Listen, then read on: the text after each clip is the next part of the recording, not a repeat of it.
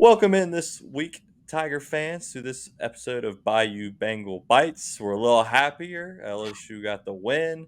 It looked dicey there for a second, but they were able to come out of Columbia, Missouri with a win. Tyler, is your week starts off much better with an LSU dub on Saturday. Oh yeah, much definitely better than last week's show. I mean, last week's show we were all riled up, calling for people's heads, but we're a little bit Yep. calmer on this week's show. So definitely a huge win against a very good Missouri team. I think that Missouri is definitely going to be one of those teams that could definitely be 9-3, 8-4, and not really compete for the SEC East because it's looking like Georgia's a runaway. But definitely Missouri could be a dark horse team moving forward. Yeah, I mean, if Missouri had happened to pull off the win against LSU, they would be on it. It's them or Georgia for Yeah. the SEC East. Now they do play later in the year. I think that game's probably going to go a lot like how Kentucky and Georgia went. But we won't get into that too much because this is an LSU Tiger show, not a Missouri Tigers show. So let's get to the recap and what we like. Okay, so recap the Missouri game. Started at 11 a.m. down in Columbia, or Columbus. Is Columbus or Columbia? Columbia. Okay, so a little slow start on offense came out there, three and out, not what you wanted to see. And Missouri went right down the field, scored a touchdown, went for two, and it was kind of like a fu to Brian Kelly. Like, we're here, it's our homecoming. We scheduled you for homecoming for a reason, which Brian Kelly let everybody know about after the game. And it was same old, same old. Defense couldn't make a tackle, couldn't make a stop, and you're like, oh great, here we go. At one point, LSU was down 22-7, and it was like, all right, our offense is good, but at what point is it going to be too far for them to come back from? Well, they must have heard us because they made it, I think it was 22-14 going into the half, if I remember correctly. And then second half, we've been calling for it all year. Adjustments were made on the defense. I believe they only let up 14 points in the second half, which is a lot, but it's an improvement. Okay. LSU went on to score 49 points, ended up winning 49-39 in the end. Major Burns, pick six to seal the deal. Who would ever thought those words came out of my mouth? Harold Perkins had a pick. Mason Smith played great. I mean, Pete Jenkins came in and lit a fire under that defensive line. We saw some freshmen out there. So all in all, I think slow start for the defense, but they picked it up and they played maybe not to our standard, but to a level that we know they can play. And of course, Jane Daniels just did what he did. He kind of took over the game in the second half, made the plays happen, put his body literally on the line, was taking shots left and right. Officiating was terrible. But LSU escapes with a 49-39 win, cover the spread because of that Major Burns pick six at the end. I think I predicted something along the lines of 50-56-38, so I was close. Tyler, you picked against them, but maybe you should pick against them every week because they must have heard you and it worked. So, what'd you see from that Tiger team that got the win? Yeah, my pick must lit a fire up their butts, so I'll take the credit for that. But yeah, like you mentioned, definitely a slow start, and we were all curious of how that this team was going to start. You know, this was an 11 o'clock a.m. kickoff last time that we had 11 a.m. kickoff. You know, the offense got rolling, and you know Brian Kelly was aggressive. He won the opening coin toss. They ended up taking it. You know, which I was like, okay, the defense hasn't been playing great. Go ahead and get up 7-0. You weren't able to do that. Right. And then after that, pretty much everything just fell off. You know, Missouri scored a touchdown. They went for the 2 point conversion. Don't know exactly why they went for a 2 point conversion, but it worked out for them. You know, LSU Logan Set the Diggs tone. was able to respond. But after that, I mean, 22-7, you're like, we're gonna start 3-3. Brian Kelly is like his seat is gonna get hot and warmer. Matt House, you might as well just call a real estate agent and get the heck out of Baton Rouge. But yeah, like this defense was able to really turn it around in the second half. I think that the Harold Perkins interception really just opened up the floodgates for this whole entire team. After that play, all the momentum shifted to LSU. Like you mentioned, I mean, Jane Daniels, I don't want to even hear a peep from the LSU fans anymore. This man has absolutely carried your team. Without him, you would be a one-win football team. I just think that he is really the main difference on this offense. Your offense is honestly one of the best in the country. Jane Daniels, I think, even with the two losses that LSU has, deserves to be in the Heisman discussion along with Oh, Michael I agree. Penix, along with Caleb Williams. I think that he is that big of a difference maker. And I think that getting the running game going was definitely huge. You know, you weren't really able to get the running game going against Ole Miss. You were able to do that, and whenever you get the running game going, especially how bad your defense has been, Missouri ran less plays than Ole Miss did, so that was definitely a huge key. LSU was able to win the time of possession by 5 minutes, so that was huge. I mean, there's just so much positives to take from this game, especially on the offensive side of the ball. Your offense, you know, Missouri wasn't a bad pass defense. I know that we brought up the stats on last week's show that they ranked 107th, but you know Missouri's They look defensive pretty good. line, yeah, looked pretty good. But I think overall, you know, the defense, if they can continue to improve week in and week out, that's all you can ask for. The Pete Jenkins effect worked because Mason Smith had himself a game, had 4 tackles for loss, had that sack. Missouri fans are trying to claim that that was a face mask. I didn't really see anything. I mean, No, he the grabbed his officials, shoulder pads. yeah, the That officials, had some, missed calls on both sides. So it was a pretty evenly matched game. You know, what my really was mind boggling that Missouri's running back Cody Schrader was just tearing up this LSU defense, and they just abandoned it. Like they just went away from it. That was definitely concerning. If you're an LSU fan, you're like, okay, thank you very much. We'll take that. yeah. But yeah, I got to give props to LSU's defense. They were able to make some timely stops, and Jane Daniels in that offense, whenever they needed that, like 2 key third downs, Jane Daniels took off and used his legs. So MVP definitely has to go to JD5. Yeah, he got the game ball after the game. I think he will be in the Heisman discussion hopefully this week.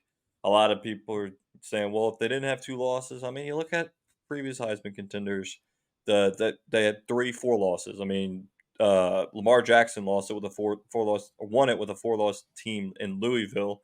And Caleb Williams ain't about to be Yeah. undefeated much longer. I mean, his defense is going to let him Yeah. down just as LSU's defense has let down Jane Daniels.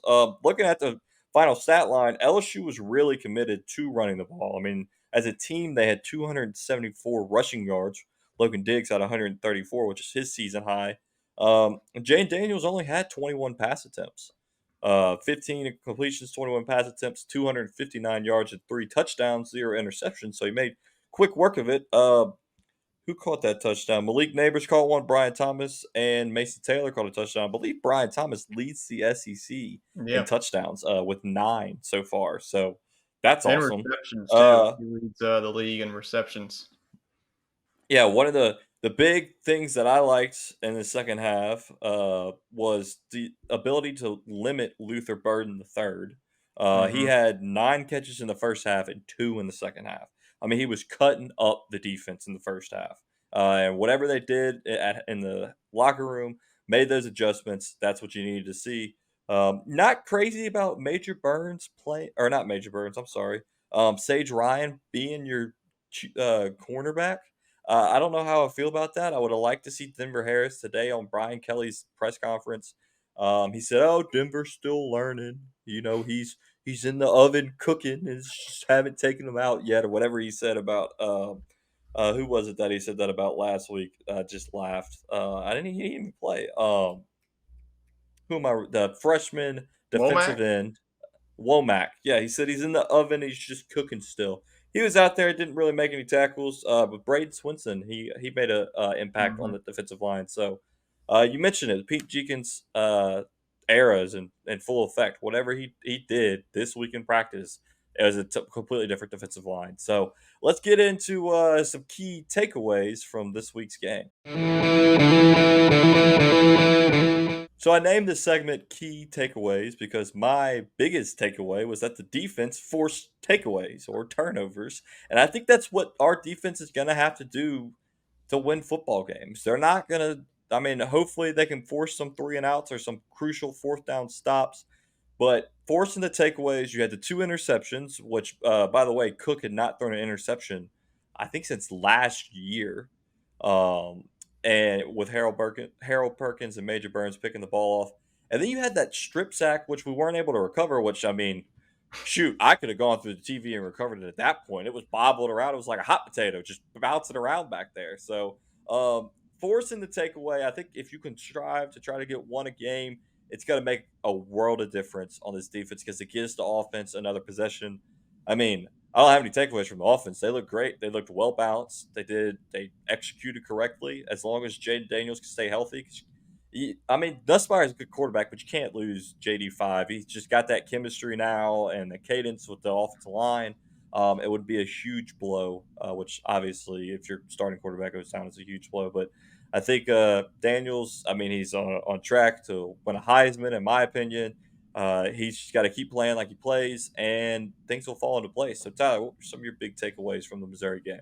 Yeah, key takeaways. We saw a defensive change. You went from a 3-4 defense to now a 4-3 defense. And I definitely think you worked. You actually made some second half adjustments for once. So this coaching staff Yep. finally was able to do it. You didn't see it against Florida State. You definitely didn't get to see it against Ole Miss. But talking about Mason Smith, also Braden Swinson, I think that he is definitely going to be making an impact moving forward. Makai Wingo, he continues to be your leader on the defensive line. And then Harold Perkins, it seems like he's found his home. He's like a pretty much like a nickel type linebacker, or Sam linebacker is what Brian Kelly called it on Monday's press conference. So looks like you're putting Perkins. He definitely knows what he's doing. And now, like in the first couple of weeks, you didn't really know what you were doing with him.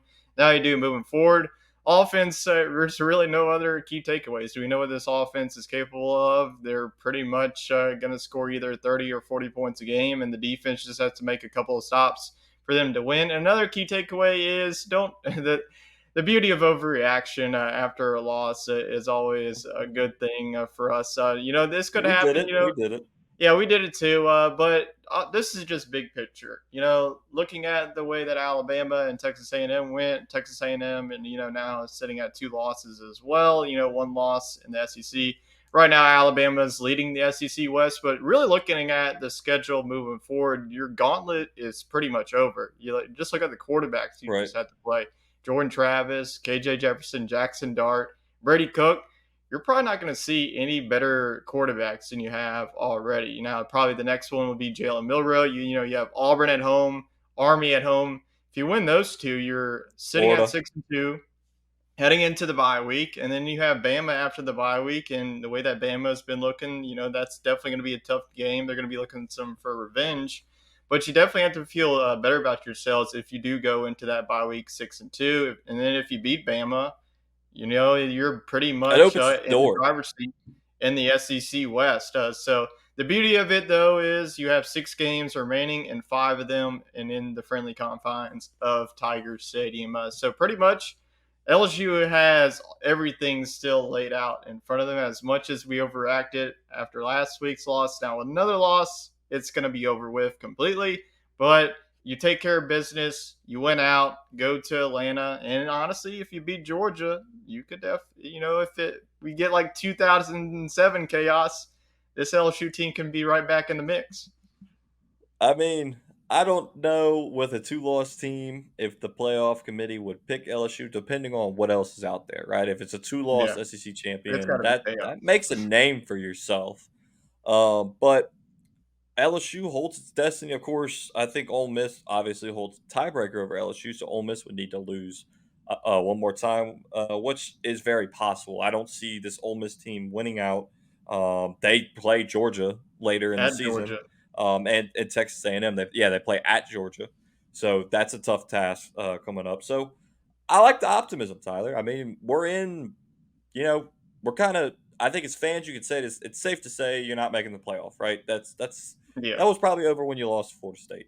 But definitely over when you lost to Ole Miss. But crazier Yeah. things have happened, like in 2007.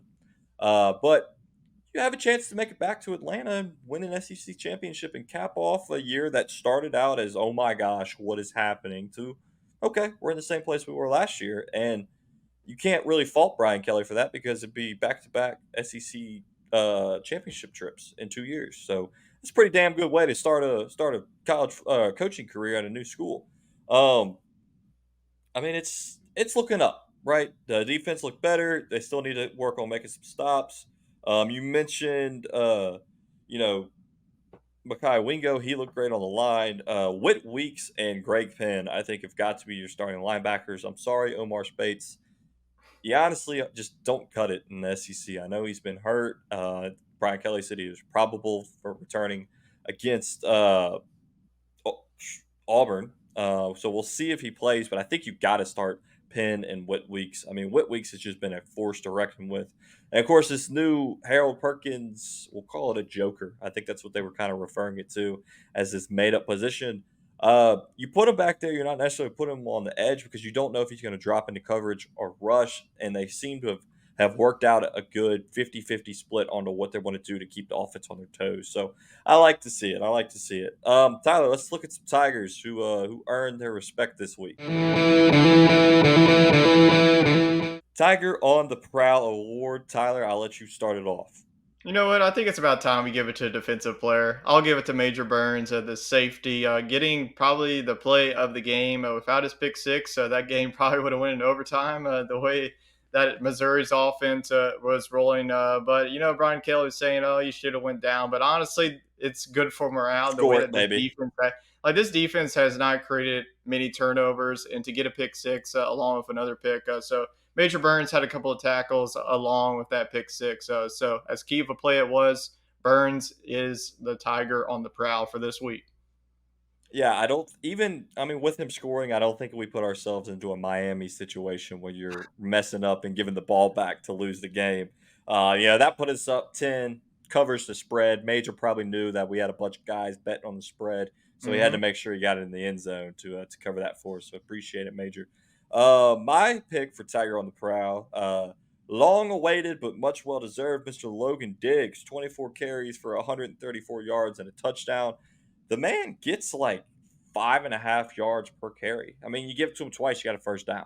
Like he runs furious. He runs mean. He knows what he's doing out there.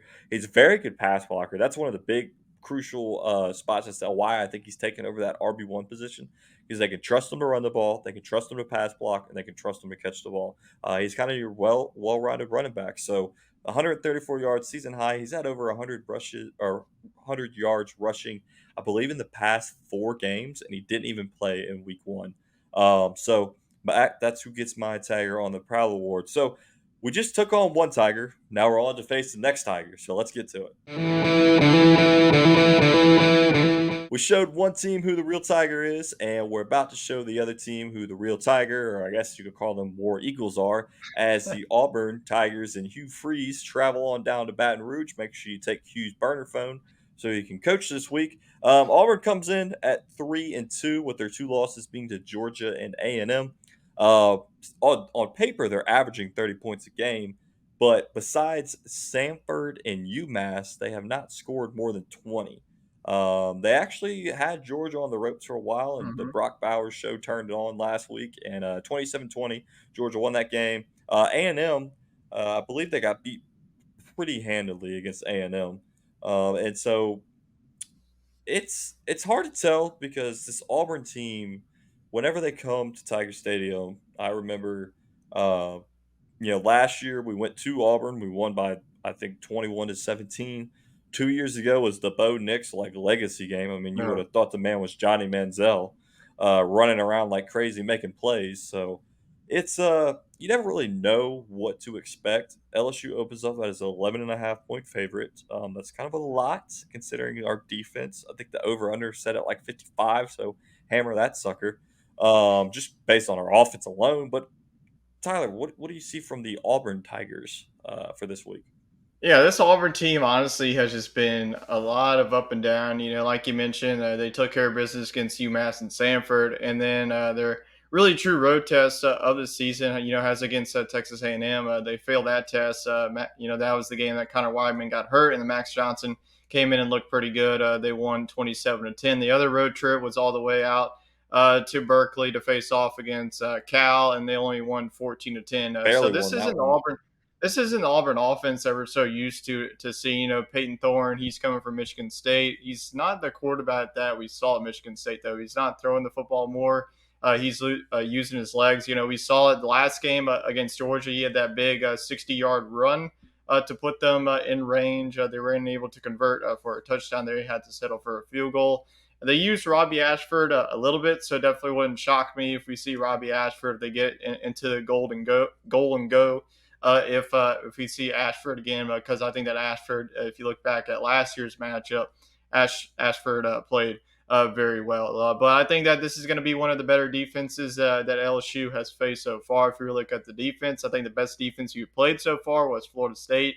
But if you look outside of that, Mississippi State's defense is one of the worst in the SEC. Ole Miss, they're figuring stuff out. Missouri, like you mentioned, they rank almost at the bottom in pass defense. But like you mentioned, it feels like it's like the same deal with Arkansas. This game Same is thing as always Arkansas. Yeah, close. Arkansas. It's like always coming down to the wire. I hate that you brought up that Bo Nix because I was there. It was a very heartbreaking I loss was for there me. too. That was so painful. That was their first win in like 20 years in Death Valley, but you get them at home once again. It's a Saturday night in Death Valley. It's been a couple of weeks since LSU fans were in Death Valley, so I expect this to be a packed crowd. I think, especially with a win. If it was a loss, then it probably wouldn't have been too good of a crowd. But yeah, this Auburn team is always tricky. You know, even the 2019 like season, if you remember that team, this was That like one was Auburn close was too. the closest game of that year. So it's something, always Yep. something about this Auburn team. But yeah, it's definitely going to be a tricky challenge, and we'll see if the defense can step up once again. Yeah, 6 o'clock in Death Valley. That place ought to be rocking, especially after this win against Missouri. Looking at some stats between the two teams, Jaden Daniels has 1,969 passing yards. Peyton Thorne has 643 yards total on the season. So big difference there. And the rushing department, Mr. Hunter for Auburn has 200 yards rushing on the season, and Logan Diggs has 488, so nearly a little over double there. And then receiving, I mean, Auburn's leading receiver has 16 catches with 196 yards. LSU's leading receiver and Malik One of Neighbors has our receivers 46 got that in catches. the game. And yeah, 771 yards. So I mean, it's on paper, it's not even close. But like we said, it's Auburn. You don't want to overlook them. Of course, after that, we take on who do we take on after all? Army, I Army. believe. So it's not like you're overlooking Auburn to look to Army. I will be concerned the Army game overlooking Army to look to Alabama, but on paper we should win this pretty handily. Tyler, what's your final score prediction?